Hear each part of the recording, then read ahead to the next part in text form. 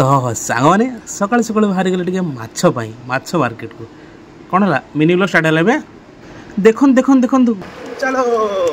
तो फाइनाली आसी मुझे पहुँच गली माछ मार्केट रे देखो बहुत सारा माछ अच्छे ता भर मत गोटे सुंदर लगा देखो पिंक माछ पूरा गोलापी गोलापी देखा जाए देखो ये बिले मौसा को घुमेले बिले पूरा अलग प्रकार सकाल उठी आसी घुमेले ता साइड रे देखो कौन लोक बोलबम गले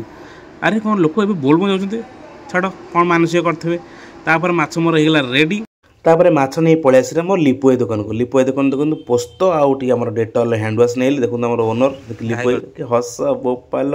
तो जिनस नहीं पलि आसिली घर को घर देखो आम अलरेडी मसला कषा चलला देखो पूरा क्रिमिनेस अच्छी पोस्तर माछ तरकारी हम एटा आप जो ये भिडटा माने केमी बनाऊँगी आप आउट रिल पाइबे तो स्टेट नियंतु देखो आम अलरेडी मसला कषा होगला आम गरम पानी देदेलु जिते झोलटा फुटब फुटले आम जो माछ जो फ्राए अच्छी तर पड़ो देखो अलरेडी पूरा गोल देखो पूरा क्रिमिनेस होगा देखो अलरेडी झोल ठक ठक ठक ठक फुटुची तादेह आम माछ पड़गला